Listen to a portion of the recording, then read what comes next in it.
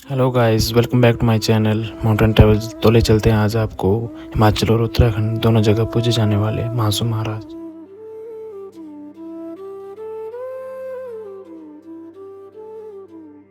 यह मंदिर उत्तराखंड के देहरादून डिस्ट्रिक्ट के हनौर गांव में पड़ता है।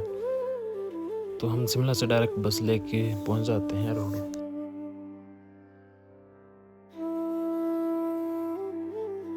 हाटकोटी से टैक्सी लेते हैं त्यूनी के लिए, जो पर पर्सन 100 रुपये के आसपास पड़ जाएगी। और त्यूनी से भी हनोल के लिए हमें बाई टैक्सी जाना पड़ेगा, क्योंकि वहाँ बस की सर्विस बहुत कम है। तो टैक्सी में जाते जाते हमें वहाँ टैक्सी ड्राइवर भी लोकली मिल गए, जो वहाँ के इतिहास के बारे में हमें बताते रहते हैं। तो ये जो जगह आप देख पा रहे हैं, ये महेंद्रस्थ जगह है, जहाँ पे चारों महासु प्रकट हुए।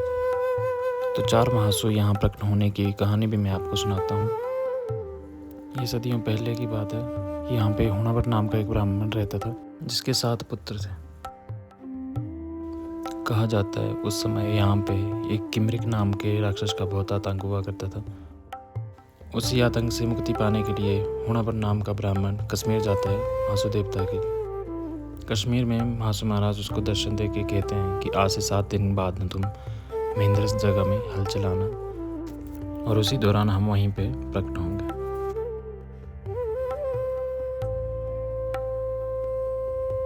यह मंदिर 4 भाई महासु के नाम से जाना जाता है, और चारों भाइयों के ही मंदिर उत्तराखंड के अलग अलग जगह पे विराजमान हैं, जिसमें चालदा महाराज कुछ समय के बाद अपनी जगह बदलते रहते हैं।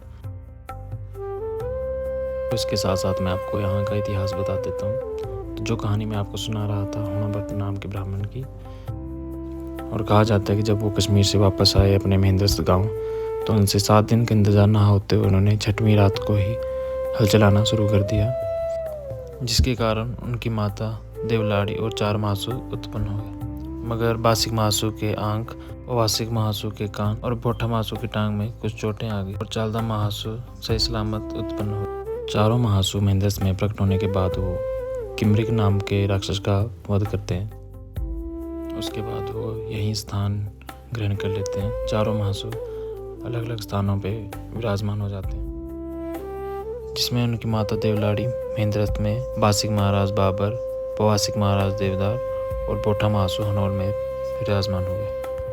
और चालदा महाराज को कोई स्थान नहीं मिला, जिसके कारण वो हमेशा चलते रहते हैं। इसमें 12 साल हिमाचल और 12 साल उत्तराखंड। इसके साथ साथ चारों महासु की मूर्तियाँ हनौल में विराजमान हैं, और कहते हैं कि यहाँ पे आके आप चारों महासु के दर्शन एक साथ कर सकते हैं, और तभी से उन्हें यहाँ पे न्याय देवता के नाम से भी जाना जाता है। और ये जो आप मंदिर के बाहर बकरे देख पा रहे हैं, इनकी बलि नहीं दी जाती, और इस मंदिर की यही एक खास बात है, यहाँ पे इनमें से किसी की बलि नहीं दी जाती, और ये पूरी ज़िंदगी अपनी इसी मंदिर के प्रांगण में व्यतीत करते हैं। ये जो आप यहाँ पे छोटे छोटे पत्थर देख पा रहे हैं, ये भीम के कंचे हैं, जो कहते हैं कि जब वनवास के दौरान पांडव यहाँ पे आए थे, तो भीम इन कंचों से खेला करते थे। दोस्तों, देखने को तो ये बहुत छोटे लगते हैं, पर जब हम इसको उठाते हैं तो ऐसा लगता है कि पता नहीं कितना बड़ा पत्थर उठा रहे हैं।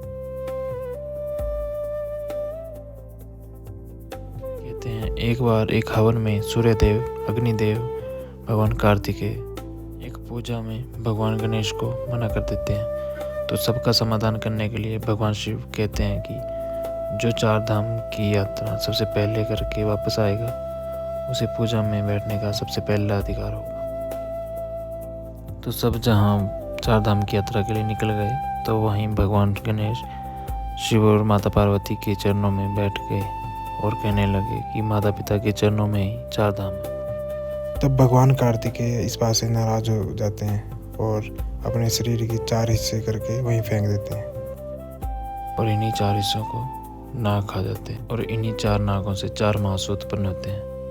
और वही 4 महासु बाद में कश्मीर के एक तालाब में रहने लगे, जो बाद में हुणावट के द्वारा महेंद्रस्थ में लाए गए। और कहते हैं कि इस मंदिर के अंदर अखंड ज्योति जलती रहती है, और एक पानी की धारा निरंतर बहती रहती है, जो कहाँ से आती है किसी को कोई पता नहीं। मंदिर का जो लास्ट में आप गर्भगृह देख पा रहे हैं, कहते हैं ये भीम ने बनाया था।